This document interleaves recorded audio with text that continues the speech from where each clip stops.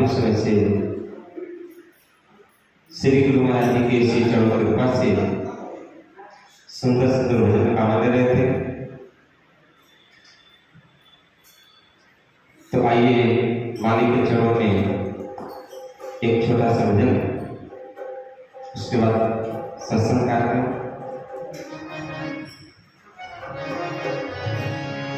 इस संसार में जो व्यक्ति आया है सभी को अपने अपने कर्मों के अनुसार दुख भोगना पड़ता है। जो भी हम संसार में करके आए हुए हैं उसी के अनुसार से अपने सुख दुख को भोग रहा है, और जो पास कर रहा आगे भोगेगा। इसलिए संतों ने एक भजन के माध्यम से समझाया।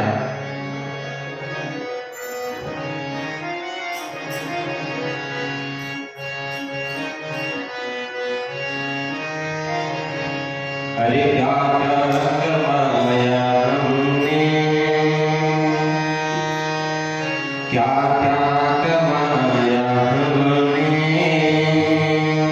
आओ हिसाब करें रे। क्या कमाया हमने, आओ हिसाब करें रे। क्या कमाया हमने,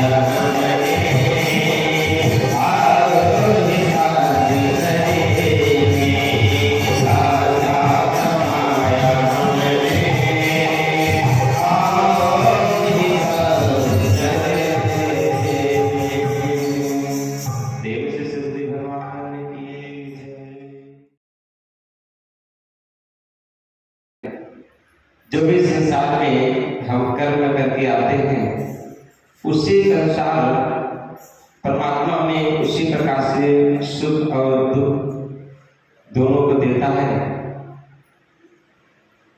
जैसे एक समय की बात है, जो राजा विक्रमादित्य थे, अपने समय के बहुत प्रतापी राजा थे। विक्रमादित्य के बारे में आता है, उनसे सलाह लेने के लिए बड़े बड़े देवता भी आते थे और जब युद्ध में देवता को हारने लगते थे, विक्रमादित्य उनकी मदद करने जाते थे। इतने प्रतापी राजा थे। एक समय की बात है, विक्रमादित्य ने सभा के बीच में एक बात रखा, कहा कि ये बताओ, हमारे राज्य में जिस घड़ी, जिस मुहूर्त, जिस समय में हमारा जन्म हुआ है, अब उसी घड़ी, उस मुहूर्त में अनेकों बच्चों का जन्म हुआ होगा। तो जो उस मुहूर्त में मैं जन्म लिया, सारे पंडित लोग कहते थे इस मुहूर्त में जन्म लेने पर बहुत शुभ होता है, तो मैं राजा क्यों हूं और सारे गरीब क्यों हैं? यह बात आने विद्वानों की जो रखी गई, तो विद्वानों ने अपने अनुसार बहुत सारी बातों को समझाने का प्रयास किया, लेकिन विक्रमादित्य संतुष्ट नहीं हुए। आखिर एक बहुत ही बुजुर्ग और विद्वान ब्राह्मण ने कहा, महाराज, यह जो आपकी समस्या है, यह समस्या का समाधान यहाँ पर नहीं हो सकता है। इसलिए आपको यहाँ से दूर चल करके एक पहाड़ी है, वहां पर जाना पड़ेगा। उसके आगे एक साधु आग के गोले पर बैठ करके, आग के अंगारों पर बैठ करके वह तपस्या कर रहा है। आप उसके पास जाइए, वो आपकी समस्या का समाधान कर सकता है। जब ऐसी बात को सुना, विचित्र घटना को सुना, और राजा के मन में और उत्सुकता जगी। उन्होंने कहा शीघ्र चलना चाहिए। तो उस ब्राह्मण ने कहा, महाराज, लेकिन आपको अकेले ही जाना होगा, क्योंकि आप में वो क्षमता है जो ऐसी दशा को आप देख सकते हैं, सह सकते हैं, और किसी में क्षमता नहीं है। विक्रमादित्य जाते हैं, वहां देखते हैं पहाड़ी के उस पार एक साधु आग के अंगारों पर बैठा हुआ है, वो आग को खा रहा है। ऐसी स्थिति को देख करके, वह विचित्र स्थिति को देख करके घबरा जाते हैं। फिर हिम्मत बना करके उस साधु से पूछते हैं कि महाराज, हमारा मुझसे प्रश्न है, इसका आप उत्तर दीजिए। जैसे अपने प्रश्न को रखा, वह साधु नाराज हो गया। कहा, तुझे दिखाई नहीं देता है मैं इतना भूखा हूं, आग के अंगारों को खा रहा हूं, अब तो मुझे प्रश्न पूछना है? भाग गया, मुझे अभी आग के गोलों को खाना है। कहा, महाराज, आपके पास से हमारी समस्या का समाधान है। कहा, मुझे अपनी समस्या का समाधान चाहिए। कुछ दूरी पर पहाड़ी के उस पार एक साधु बैठा हुआ है, वह तुम्हें तुम्हारी समस्या का समाधान बताएगा। जब वहां पर पहुंचते हैं, देखते हैं वह जो साधु था, वह अपने शरीर के मांस के चिथड़े को नोच कर खा रहा होता है। जब ऐसी दशा को देखते हैं, वह बहुत व्यथित हो जाते हैं। तो और विचित्र आदमी, वह अपने मांस को नोच खा रहा है। तो देखा, कहा कि महाराज, मेरी समस्या ऐसी है, मैं इस प्रश्न का उत्तर चाहता हूं कि जिस घड़ी में, जिस मुहूर्त में, जिस काल में मेरा जन्म हुआ है, उसी घड़ी, उस मुहूर्त में अनेकों बच्चों का जन्म हुआ है। तो कुछ बच्चे गरीब क्यों हैं? आज मैं राजा क्यों हूं? वह साधु भी नाराज हो गया। कहा, तुझे दिखाई नहीं देता? मैं भूखे हूं, मैं भूख प्यास के कारण अपने मांस को रोज खा रहा हूं, अब तो मुझसे प्रश्न पूछने आया है। कहा, महाराज, आपके पास ये संत ने भेजा है, तो इसकी समस्या समाधान कौन बताएगा?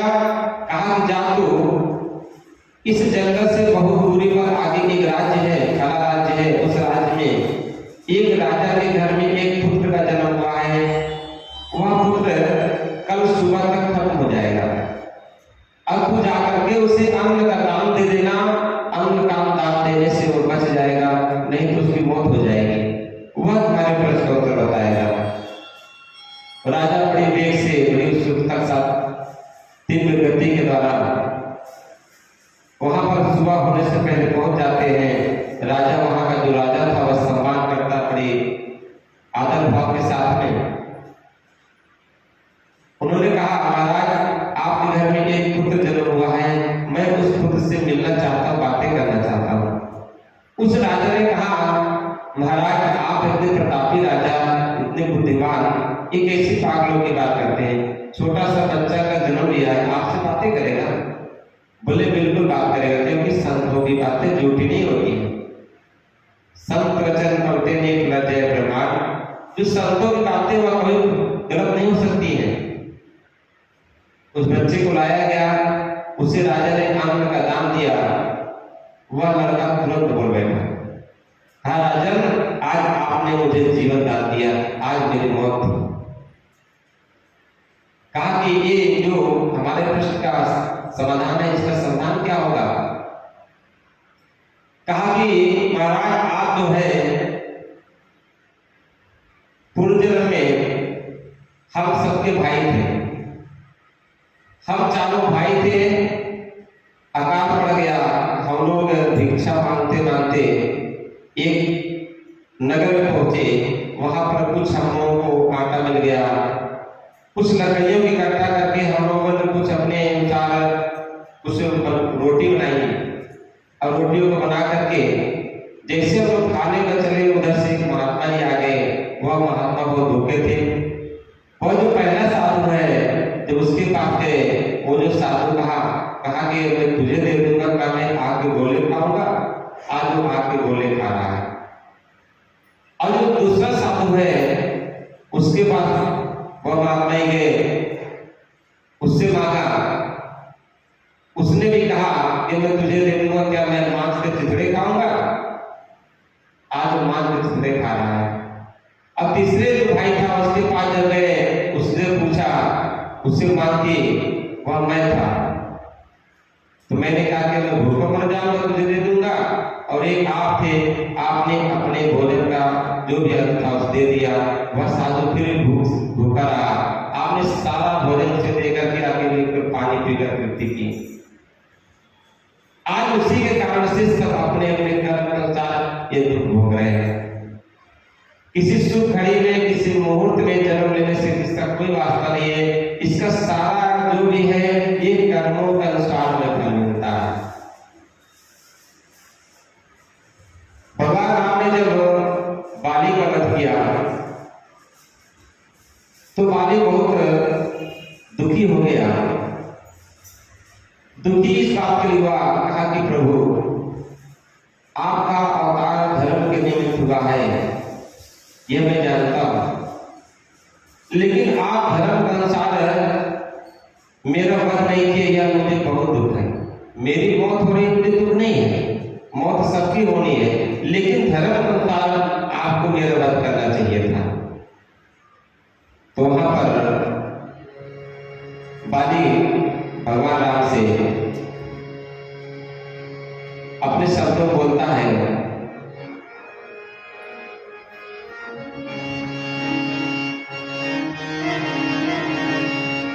पुनि पुनि चितहि, पुनि पुनि चितहि, चितहि चित दीना, चितहि चित दीना, सुभद्र जन्म में मारना प्रभु दीना। पुनि चितहि, चितहि चित दीना।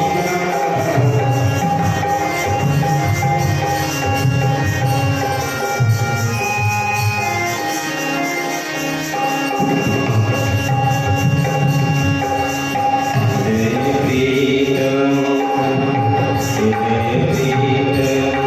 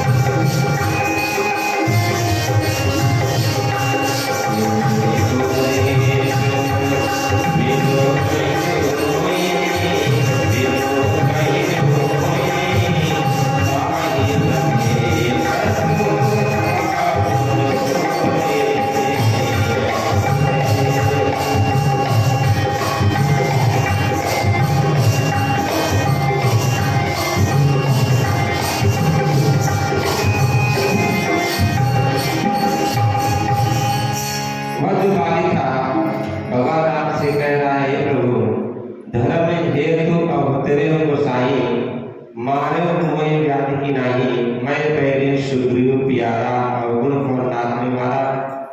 प्रभु किस कारण से, जब आपको सारे संसार में सब मम प्रिय सब मम पूजाए सबसे अधिक मनुष्य भाई, सारे संसार में प्रत्येक प्राणी आपको सभी प्यारे हैं, तो आप इस भेद को रखें।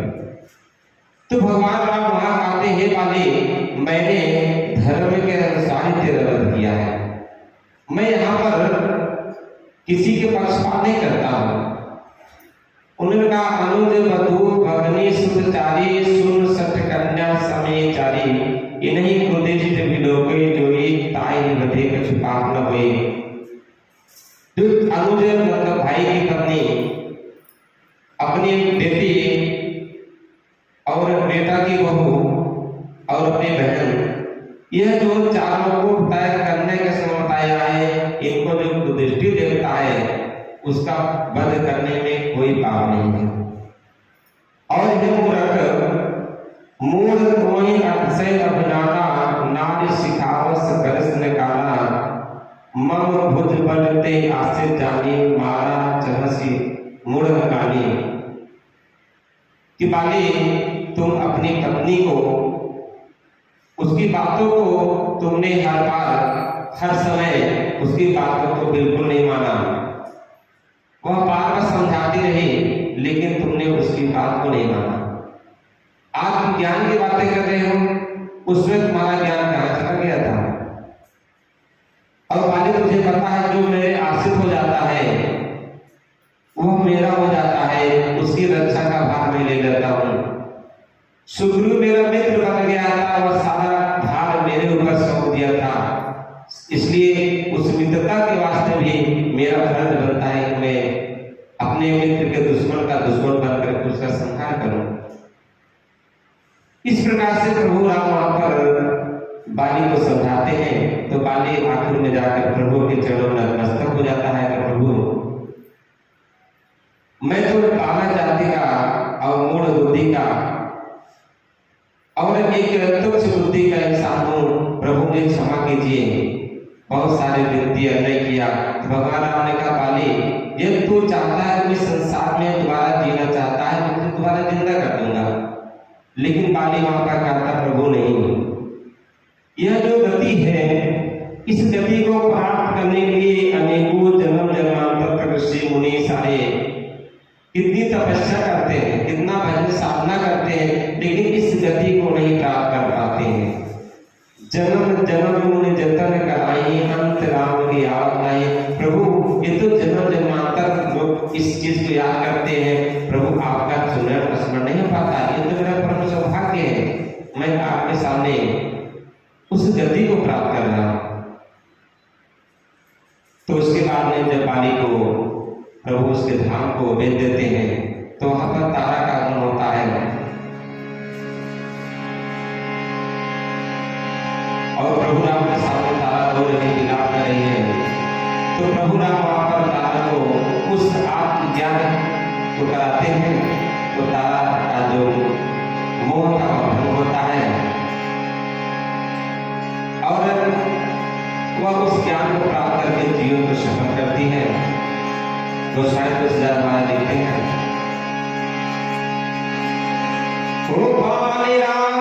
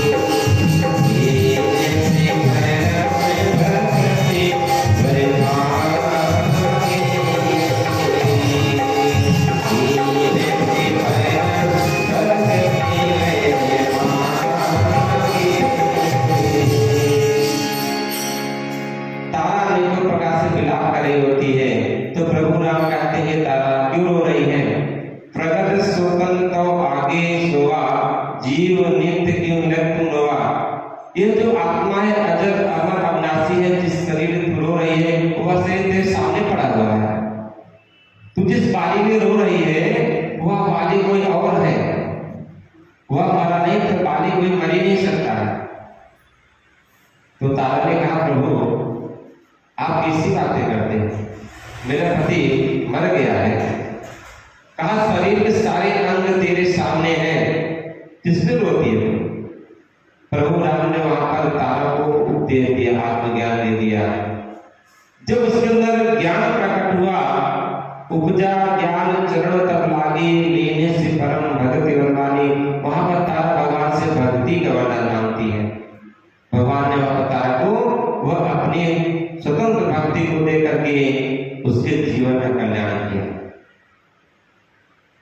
वहां पर भगवान शंकर माता पार्वती को समझा रहे, हे पार्वती उमा राम सम जग को नाही, गुरु पित मात बंद सुख नाही, सात लाख करे सप्रीति सुर नर सपेरती। संसार में जितने भी रिश्ते नाते जो भी संसार में सब स्वार्थ रिश्ते हैं, लेकिन भगवान जो परमात्मा है वही परमार्थिक है, वह सारा से परे है। तो वहां पर भगवान ने इस प्रकार से जो वहां पर तारा को समझाया है तो उसके जीवन को उन्होंने सफल किया है। तो आइए एक छोटा सा भजन, उसका बाद विश्राम। तो सुखदेव भगवान की जय।